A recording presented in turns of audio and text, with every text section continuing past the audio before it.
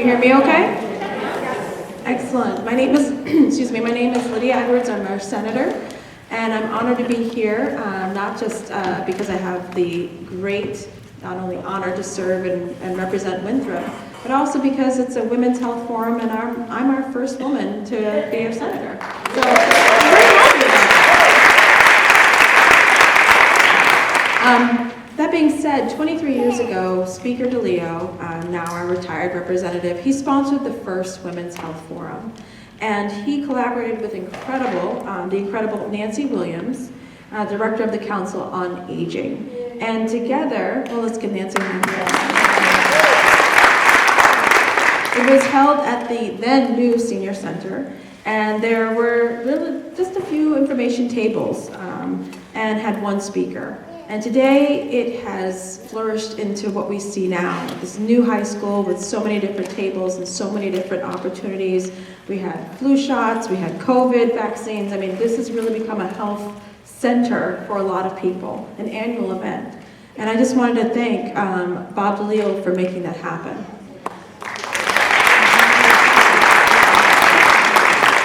So now we're here in the state-of-the-art auditorium. We have plenty of speakers and topics to go through, and we do a lot of this to raise awareness about mental health, about physical health, and to really break down the stigma on both. Making sure that you see taking care of your mental and emotional health just like you should be taking care of your physical health. No stigma, just get to it, something that's part of the culture and what we should be doing for each other. And we know for so many of us, women are the center to the family's health as well. So if mom or aunt or grandma is healthy, so are a lot of everyone else around them. So it's really important that we see this as a community health event, not just for women, not to exclude men. It's about all of us being healthier together and making sure resources are free, accessible, and understood. So I'm honored to carry this torch today, bringing this important annual event to the community with assistance from the Commonwealth Clinical Services and the East Boston Neighborhood Health Center. And I want to thank especially wanted to thank East Boston Neighborhood Health Center for corralling me in the corner and giving me my first flu shot. It was voluntary, sort of. They surrounded, but I got it, and there's picture evidence, so I did it. But I wanted to say it didn't hurt, so I was very happy about that. And then I also wanted to just acknowledge the incredible help from a lot of the neighborhood centers for my personal health. Also, my mother going through her own health moment. I can proudly say she is a cancer survivor because of the great medical services and people we have here today. So I'm going to go ahead and introduce our first speaker.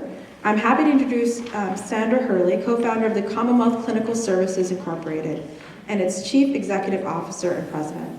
Commonwealth Clinical Services is Winthrop Community's one and only visiting nurse association and full-service home health care agency serving the town of Winthrop and surrounding communities within the greater Boston area since 2005. Sandy has been recognized by her community as a leader in the industry, receiving the 2019 Home Care Champion Star Award, and celebrates the exceptional accomplishments of the everyday hero in our midst who makes incredible differences in the lives of our patients and families. She also received a citation from Speaker Robert DeLeo for her hard work, resilience, innovation, dedication, and commitment to the home care industry. Sandy is known for her positivity, cheerfulness, and willingness to go above and beyond for her patients and families.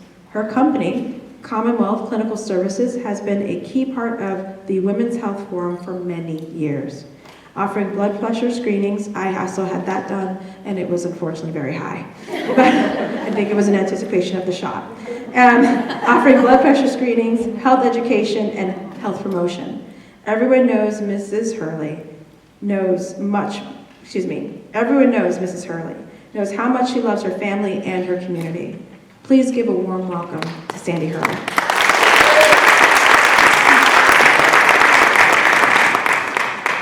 Thank you. Thank you, Senator Edwards. That was very kind of you. And welcome everyone to the 23rd Annual Women's Health Forum. Welcome. We're happy to be back here again after a hiatus from COVID. So we welcome you all. So we're thrilled to be able to work with Senator Edwards and the East Boston Neighborhood Health Center to bring women's health issues to the forefront. For those who don't know us, and most of you do, but for those that don't, we are Commonwealth Clinical Services, the Visiting Nurse Association, your local VNA in Winthrop. We have physical and occupational therapists, skilled nurses, certified home health aides, speech and language therapists, and licensed medical social workers to provide home care services to you in your home. We also offer 24-hour home private care to assist you with rehabilitation through your illness. We can assist and guide you to the confusing and often complicated Medicare and Medicaid or any insurance problems that you may have. So tonight, I am very pleased to introduce our next speaker, who is my daughter, Jean Holgerson, who serves as our clinical nursing director of our Commonwealth Clinical Services, as well as adult nurse practitioner specializing in private care at the adult gerontology offices of Dr. Shah on Main Street here in Winthrop. Jean sits on the advisory board for the nursing program at Bunker Hill Community College, and most recently was appointed to the Winthrop Board of Health as vice chair.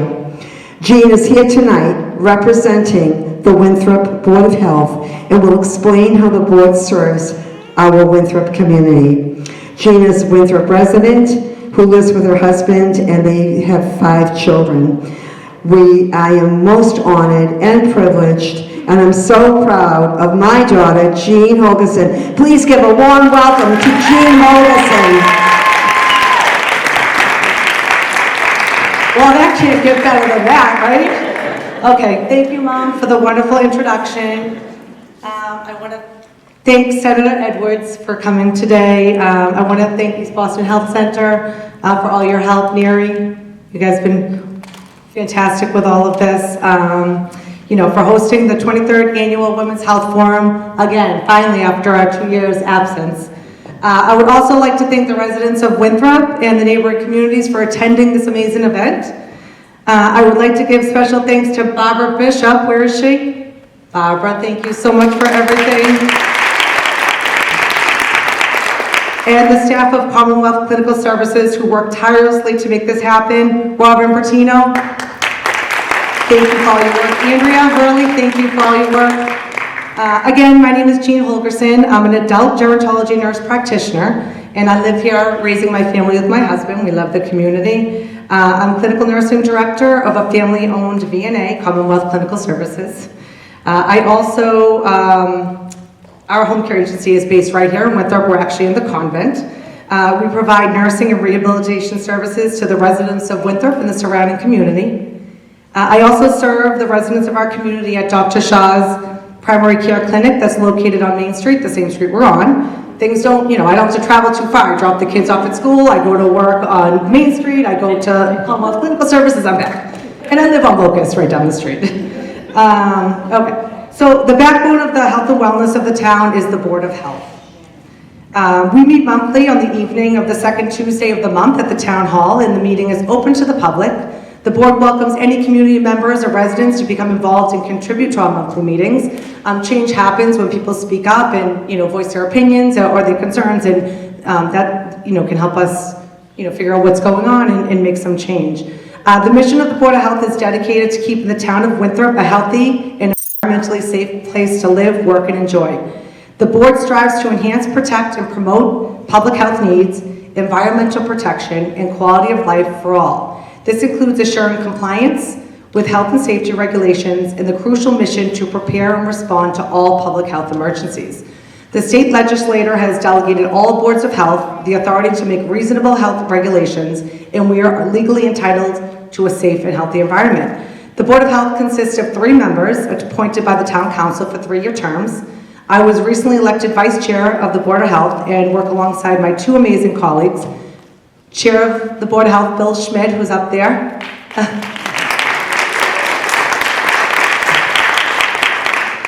Bill holds an undergraduate degree in political science and 2 master's degrees, one in communications and the other one in public administration. So he is very vital to Winthrop, and we're super happy to have him on the board with his expertise. Other board member who is recovering, who's not here at the moment, is Marianne Dalton. She's a registered nurse, and she's employed as a diabetic specialist for the East Boston Health Center. Okay. The Winthrop Board of Health is the only policy-making board in the town, and all board members collectively make decisions for the town's optimal health. The board monitors the health and safety of Winthrop and involves to identify and solve community health problems and health hazards in collaboration with other town organizations. The board responds to complaints and provides support to residents who need personal assistance, and we also make referrals to community health resources to ensure safety. The board develops policies and procedures to enforce laws and regulations that protect the residents of Winthrop and work closely with the public health and inspectional service departments. The board members collaborate to provide education and empower our residents about health issues and healthy behaviors, always evaluating the effectiveness of the board's efforts. The Winthrop Health Department serviced the residents of Winthrop with COVID vaccinations and flu shots throughout the COVID pandemic. Commonwealth Clinical Services also help with the public health initiative to provide multiple vaccine clinics to the residents in the surrounding communities as well. We have wellness opportunities in our community and resources like this that are available to maintain health and wellness. I would like to give special thanks to Public Health Director Meredith Hurley for all her hard work during the COVID-19 pandemic. Meredith has worked diligently to trace and contact COVID infections and educate the community. I would also like to congratulate Meredith, Chief Delahanty, and Lieutenant Gregorian for their work on the Winthrop's Community and Law Enforcement Assisted Recovery Program, the CLARE program, which was selected by the U.S. Bureau of Justice to serve as one of 8 mentor programs across the nation. That's fantastic. Thank you. I would also like to thank Inspectional Services Department, Al Legee and Sharon Sicarella for their consistency in providing safety to our community. They're not here tonight, I don't think. And I also would like to thank Jean Maggio for her dependability with the Medical Reserve Corps. I think we can all attest that the past couple of years have been certainly challenging for all of us. We, as members of the board, have learned a lot of things from the COVID pandemic, including identifying the loneliness and the isolation and the physical limitations of sickness. We may have a neighbor who is sick or lonely and in need of care and help. We can all do our part in our community to come together as one, whether it is to help your disabled neighbor shovel their walk, pick up groceries, or drop some chicken soup off. This is our community, and we are all responsible for one another, and a little kindness goes a long way. The greatness of a community is most greatly measured by the compassionate action of its members. Alone, we can do so little. Together, we can do so much. Thank you all for your attention. Thank you so much for your presentation. I just wanted to echo some of the thank yous, not only to the Winthrop Police for their work also with substance use disorder and collaborating with North Suffolk Mental Health and so many other organizations. Again, that's something that impacts a lot of us here, and it's a wonderful way to remove that stigma. I also wanted to thank you, Barbara. She was so incredibly good at roping me in and making sure that we got this done. And I want to acknowledge Katie's Kitchen, I think, who is providing, I thought, some really good, healthy snacks for tonight.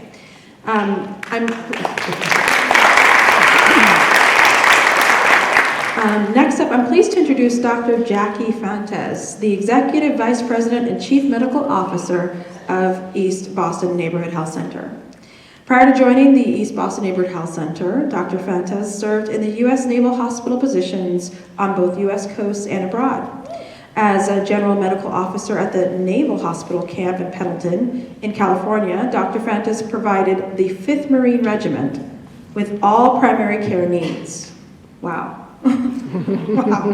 For 3 years, she served as an emergency department physician at the Naval Hospital in Okinawa, Japan. And Dr. Fantes has been a force in our community behind COVID-19, as under her leadership, the East Boston Neighborhood Health Center has served as a medical services/vaccinations go-to, providing more than 150,000 COVID vaccinations, and more than 200,000 COVID PCR tests.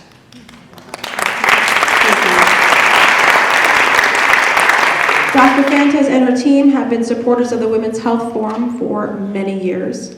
Tonight, the East Boston Neighborhood Health Center is offering flu shots, as I already said before, another critical part of the preventative medicine. Dr. Fantes, welcome back to the Women's Health Forum.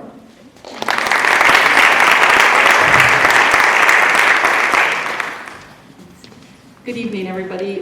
Thank you, Senator Edwards, for convening and giving this fantastic forum. And as a family physician, I want to say thank you for getting your flu shot. And I also want to say thank you to the Commonwealth Clinical Services for co-hosting with us tonight, and to the Winthrop Board of Health for giving the COVID vaccines, very important. And a big shout out to my team from East Boston Neighborhood Health Center for giving those great flu shots. And we're all stomping out infectious disease all over the place. This is great. And I'm very honored to be here tonight and supporting this great Women's Health Forum. Women's health is a great priority for us at East Boston Neighborhood Health Center. We are one of the largest community health centers in the nation, and we serve over 120,000 patients each year. Women's health has been a particular interest of my own as a 30-year career as a family physician, and I have served many years as a military physician and as a community health physician. I've had the privilege of caring for women here locally and around the globe. I have cared for women of diverse backgrounds, diverse professions, all sizes, all shapes, and it has been a true privilege. There is one common thing among all these women. We give of ourselves before taking care of ourselves. This is why we are here tonight, and East Boston Neighborhood Health Center has a real focus on women's health, because it's important that we all take care of ourselves too. With that said, I am especially honored tonight to introduce my long-term colleague, Dr. Karen Leshley, who will talk to us about the importance of nutrition to our overall well-being. At East Boston Neighborhood Health Center, we are committed to reducing food insecurity and promoting access to nutritious foods, whether it be through home-delivered meals for our seniors, or our weekly food pantry for those in need, or nutrition counseling for our new moms. At East Boston Neighborhood Health Center, conversations about nutrition often begin in our primary care visit. This makes me especially proud to introduce our next speaker, Dr. Karen Leshley, EBNHC's Vice President and Chief Quality Officer, and a family medicine physician at our health center. Dr. Leshley has served the East Boston Neighborhood Health Center for more than 17 years. In her previous role as Medical Director of Family Medicine, she led numerous initiatives around clinical quality and innovation, and helping us also to transition to value-based care. Today, Karen is responsible for the oversight and direction of quality improvement in population health at our health center. And she is a mother of 5 daughters, and is also an assistant professor of family medicine at Boston University, where she teaches family medicine residents. Please welcome me, join me in welcoming Dr. Karen Leshley.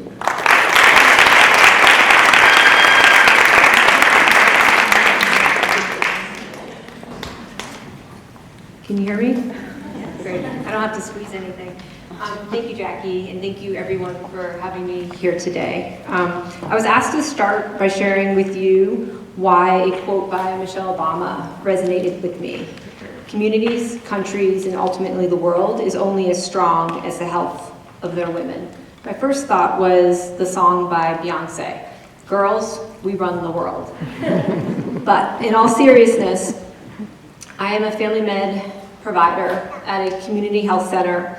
To care for a patient, and to truly care for a patient, we need to address issues around their mental health, their physical health, and to really close the gaps in their social determinants of health. And that's what I learned in my residency of family medicine, what we call the biopsychosocial model.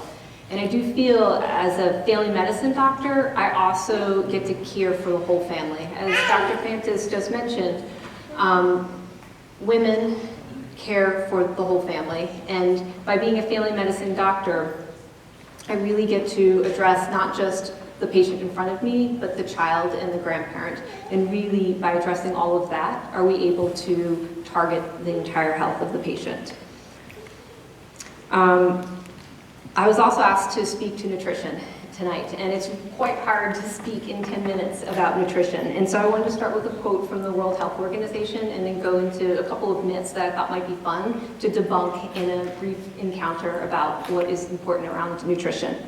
So according to the World Health Organization, nutrition is a critical part of health and development. Better nutrition is related to improved infant, child, and maternal health, stronger immune systems, the vaccines do help with that, safer pregnancy and childbirth, lower risk of non-communicable diseases such as diabetes, cardiovascular disease, and longevity. So how do we have good nutrition? In addition to eating healthy, there are a lot of things on the internet that are sometimes myths, and so I wanted to go through a couple of them with you tonight. So one of the myths that I hear a bunch in my practice is a gluten-free diet is optimal for good nutrition. Oh, I'm sorry, I need to bring it up closer. Thank you. All right, I'll say myth number one. A gluten-free diet is optimal for good nutrition. So unless you have celiac disease or gluten intolerance, you don't need to avoid gluten. It is a protein in many of foods, including wheat, barley, and rye. So what happens is when we have a gluten-free diet, many of those products that have gluten removed, we've actually inserted other nutrients that aren't as healthy. And so staying away from gluten isn't necessarily a good thing. Another myth I've seen is you should use unrefined sugars such as honey, maple syrup, or coconut sugar in place of white table sugar. Fact, sugar is sugar. Although unrefined sugar options may contain a small number of vitamins and minerals, the advantage is minimal as they are still considered added sugar and contribute to the recommended daily limit on an added sugar in the diet. So what can you do? You can continue to use sugar, but only use a small amount and use the type of sugar that you're most used to in your cooking. Another myth. Full fat products lead to increasing weight gain. Fact, the fat-free diet trends of the 80s, I think about, I was a middle distance runner through college, and everything was about having a fat-free diet. And I think about how I did lots of long runs and came home to a high-carb meal and how miserable I felt.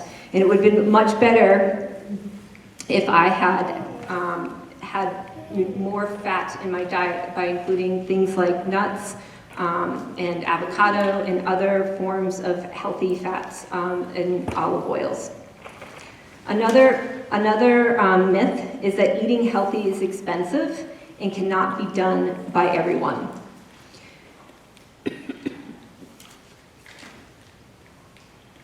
So some recommendations on that is to shop seasonally, to also consider purchasing foods that are frozen or canned because they cost less money. And then another myth that I see a lot is that you shouldn't eat anything after 7 o'clock if you don't want to gain weight.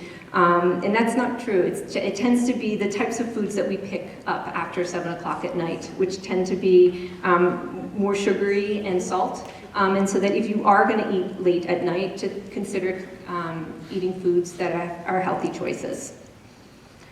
And then the last myth, which I had today in a patient encounter, is that some foods you can actually eat and lose weight.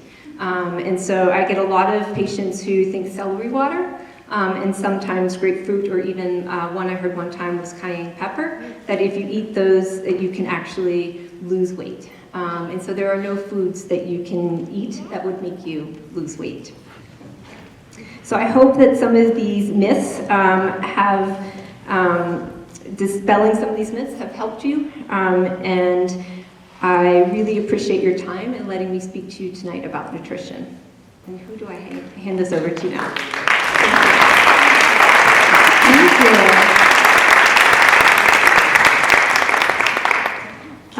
Those are great, those top 5, because I would have gone to Dr. Google, as I often have, and probably would have encountered some of those things, but sometimes that rapid weight loss might be, I don't know, diarrhea or something like that if you ate the wrong thing, so maybe that's what your patient was discussing. Just a little humor. Anyway, so it's my honor now. I'm going to be introducing Leanne Eruzione. Am I close? Eruzione. All right, second try. So CASA, as many of you may know it as, is the Community Against Substance Abuse. It is a 501c3 here in Winthrop that partners with a variety of local, state, and federal organizations to advocate for and serve youth and families impacted by substance misuse and corresponding mental health needs. Our next speaker, Leanne, is the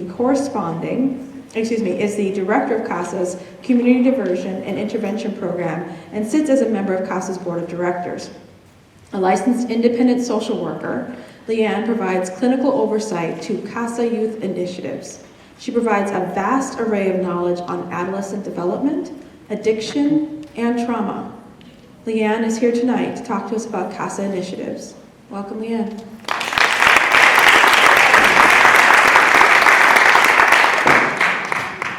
Thank you very much, Senator.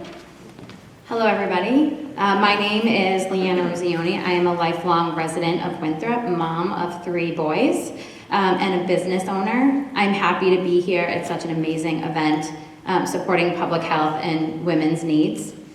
I work in Winthrop as a licensed social worker, co-owner of Oceanside Counseling and Winthrop Center, and I'm a real estate agent, co-founder of Lantern Residential, also in Winthrop Center.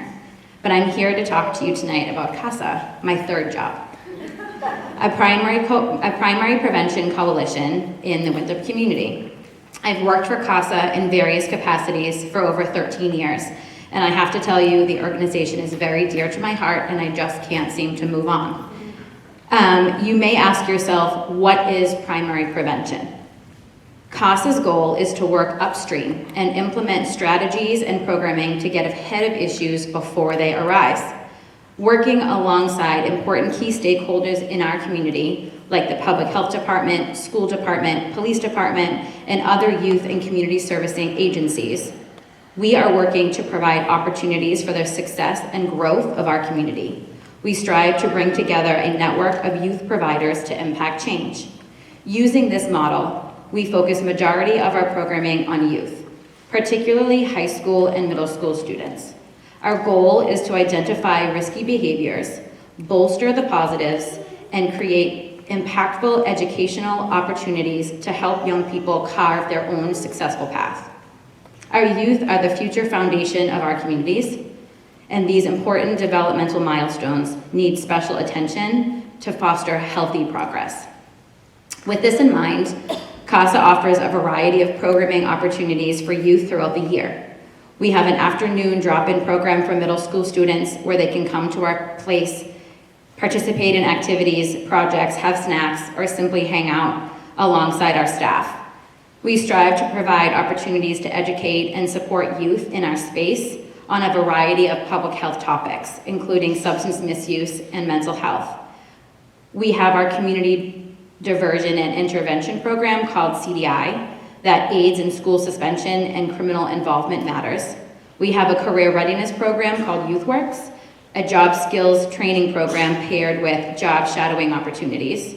We are launching a college readiness program this year to help students understand the often painstaking process of deciding which college to attend and weeding through the mountain of applications and financial aid forms. We provide groups on topics like masculinity, femininity, LGBTQ+, and social justice. All the programs I have just mentioned are designed to give youth a place to explore. explore themselves and the world around them so that they can make the best educated decisions for their future self. Who do they want to be? How do they want to impact the world? And what type of decisions and goals do they have to set for themselves now? And how can they then advocate for that? A noteworthy piece to all of this is that our programming is youth-led. It's important for youth to feel empowered and that their voice matters. While we have a variety of programming coordinators overseeing all of our initiatives, we have a group of high school staff that work alongside us to implement all of our programs. CASA is their space. We just assist in providing them the tools to see their ideas come to life. It is a free space, fully funded by donations and grants from local, state, and federal partners. Funding geared towards violence and suicide prevention, leadership, social emotional development, career and college readiness, mental health, and substance misuse, just to name a few. Regardless of their economic status or social status, we are a free and judgment-free space for youth. We are for the drama kids, the student athletes, the mathletes, or the kids that don't really feel like they've found their place. You can find us on the second floor of the E.B. Newton School. To get more involved, you can join our Youth Providers Network meeting. We meet the second Tuesday of every month at 9 a.m., and we welcome everyone in our community to participate. You can sign up for our newsletter on our website to stay in the loop. You can also find us on Facebook or Instagram. I want to thank you all for giving me the time to speak tonight and share about CASA. I appreciate your time and look forward to working with you all in the future.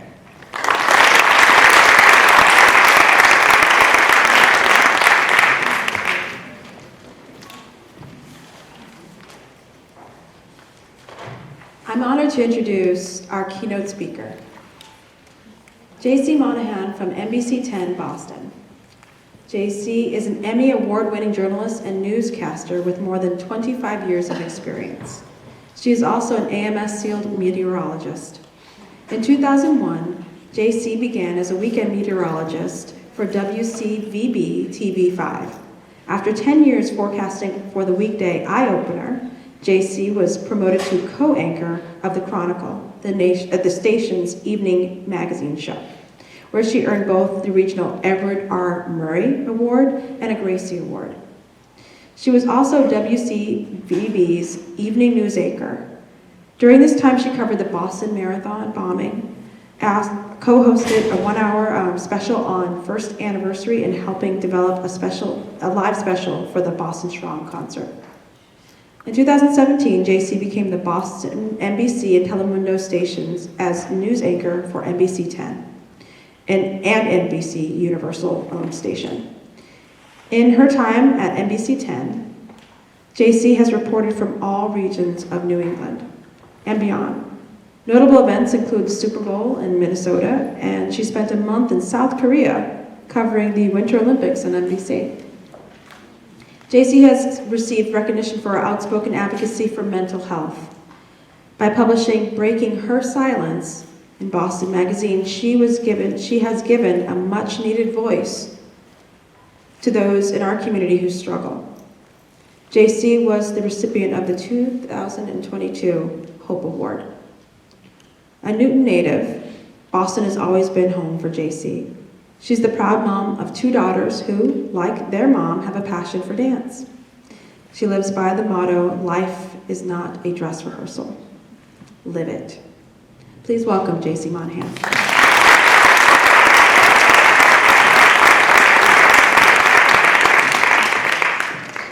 I have got to shorten the bio, okay?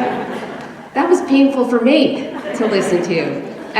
But I'm so happy to be here, so thank you all very much for including me today. It's wonderful to see a forum that's focusing on women's health. I don't think we do that enough, and I know some of the things I'm going to say echoes a lot of what you've already heard, because how often we are portrayed as the caretakers, right, of everyone else.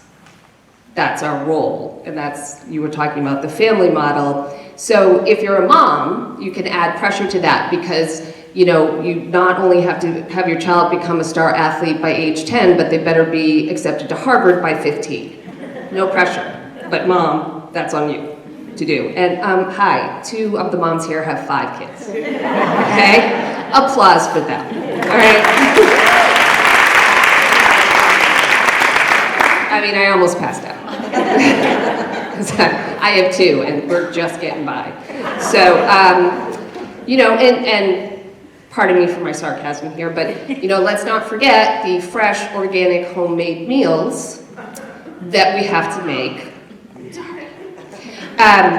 And don't you always hear this, like, okay, just make the meal on Sunday, and then you can use the leftovers for the week. Because that's what kids love, broccoli on day 2, right? You didn't even get them to eat it the first day. I don't know why you're freezing it. So this is, you know, my experience. Oh, and by the way, have you lost the baby weight yet? Because, you know, the baby's a month now. I'm just saying, have you? I don't know. Make sure you monitor your kids' screen time. Oh, but check your email 30 times a day to make sure you didn't miss any of the school emails that come in asking for you to volunteer for stuff like, can you do the PTA? Oh, and can you chaperone the trip into Boston at noon on a Wednesday? Okay? No, I can't. And are you want to be where you are in your career? Because jobs are no longer 9 to 5, right? I have 2 cell phones in my bag over there, work and personal, because can't miss a call, right? So all of this is on women. Obviously, I'm exaggerating, and I'll backtrack on some of this because, you know, we've heard otherwise here about like health. I'm not even gonna say what I ate today because it'd shock and it's so bad. Anyway, we should be eating healthy foods, right? I'm so glad people are saying yes to chaperoning my kids, you know, Freedom Trail, because I can't, right? So thank you to everybody. I thank the people who made Botox, because, you know, we can get our face as smooth as our babies, right? Right? If you just want to inject that. And I thank them because, you know what? My career may last longer, thanks to Botox. So I thank all of you for all of this. My point is how quickly we can become overwhelmed by everything that's around us. I can stand here and say there is absolutely no such thing as perfect. It's just a fat lie. But it is also just words. So you really have to believe it. And you have to like feel it for it to make sense from my perspective. The good news is you have the power to do it, right? We just have to sort of find it within us. It took me far too long to get there. I've wasted a tremendous amount of time in my life, and that's how, you know, I ended up here talking about stuff that I really never wanted to talk about, but I do need to talk about it. In 2021, as you heard, I wrote an essay for Boston Magazine about my struggle with depression and anxiety. It was not an easy decision. Everybody assumes if you're on TV, like you love the spotlight, and I don't. Okay, I am super proud of it. So writing that article was really hard. It's also because of the stigma, right? It's 2022, people. It's infuriating. I don't know who decided mental health was somehow different than all the rest. I'd like to know who this person was. I'd like to have a little chat with them because it's you know, it's infuriating. And I wasn't going to talk about it, but then the pandemic hit and all the stories came out of people losing loved ones and losing faith and losing jobs and losing their lives. And that's when I was like, okay, I've had enough. I'm gonna step up and speak. Because it was too much for me. It was a long process. Accepting that depression actually was a disease. You know, it wasn't something I can control. My dad is type 2 diabetic. His pancreas doesn't work, okay? Nobody's blaming him for his pancreas not working. So why the stigma around mental health? Okay, I certainly don't understand, again, why this is different from this. I'm lucky, I got help. Eventually, I was managing my illness really well, and then, you know, a few years ago, those big life moments happened, and I got a couple on me, like one right after another, And then everything I had learned in therapy wasn't really working, and the drugs that I had wasn't really enough, and I mean prescribed drugs, not, other kinds. And so depression came right back in, and I didn't even notice. It's like insidious. It just worms its way back in. And I was too busy trying to prove that I could do it all to even notice that it was back. I was completely oblivious to the fact that it was there. Depression is a liar, and it's a really good one. It tells you you're not worth it.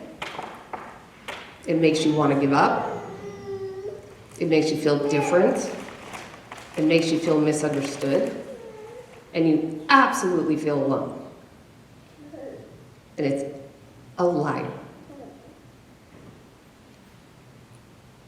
We don't know, well, I should say I recovered in part because this time my treatment involved sharing with others what I was going through. Remember that private part I mentioned?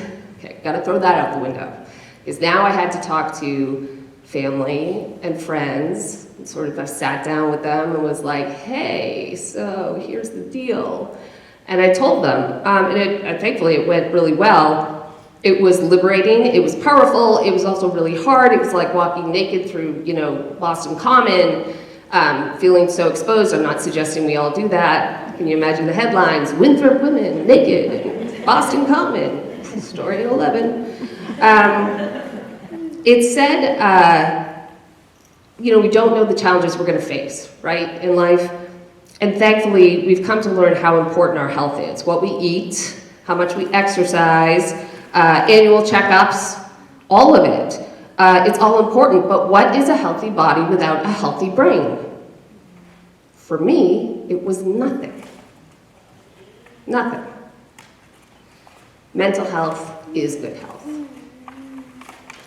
My hope in writing the article was that it would reach one person who may need to know that they're not alone. One person would then reach out to someone else to let them know that they're not alone with whatever you're dealing with. And I'm so grateful because I've had such supportive feedback from the article, and I know it has reached one person, and that was my goal, so I'm just very touched by that and very grateful.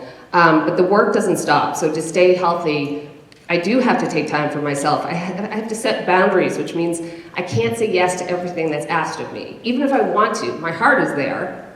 I want to say yes. I just, at some point, I have to take care of me. And that started with me learning how to say no, which wasn't easy. That took me a long time. No matter how much, so I'm so sorry, I'm so off my game here. I think I printed my script too small, and I'm 50, okay? No. But at 50, kids, you don't see as well, okay?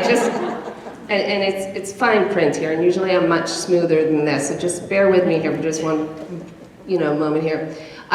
Besides the whole saying no thing when people ask too much of you, I also do believe that drinking water and getting a good night's sleep, it can cure almost anything. I'm obviously not a doctor, so please check in with your local physician, and don't trust people, anyone, especially someone not on TV. So, depression is a disease. It's a disease. I have to keep on top of it, but now I have the tools to succeed. I have doctors, I have medication, I have family, I have friends. Most importantly, I have connection. So I'm not alone. And it's all around me, the reminders that I'm not. What I don't have anymore is a secret. So all the energy that I spent, like this, but I do smile a lot, it's genuine. But all the energy I spent trying to pretend like, this head wasn't telling me all sorts of horrible things, that was exhausting. It really was exhausting. Now I can take all that energy and put it where it should be, which is on me staying healthy, and then, as you heard before, spread it through the family, right? Happy mom, healthy mom, my kids have a better chance of success. They certainly were in a much better place than we were 3 years ago.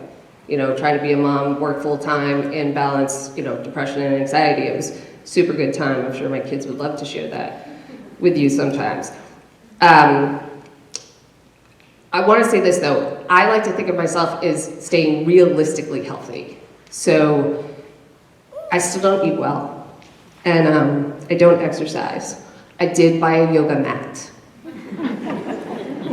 It's in the closet, but I bought it, and I'm a true believer in baby steps. So I'm taking one towards that. I'm trying to do better, I really am. My life is realistically balanced. I still can't be the class chaperone. My kids eat out, take out more than they should, but I'm doing my best. And finally at 50, I've come to accept that my best is pretty good. If I can offer any advice, I would say, remember, you can't be there for others if you're not there for yourself first. You can't do it all. Ask for help. Be realistic. I hope you are happy and you are healthy, and know that trying your best is the best any of us can do. And it's enough. Thank you all very much.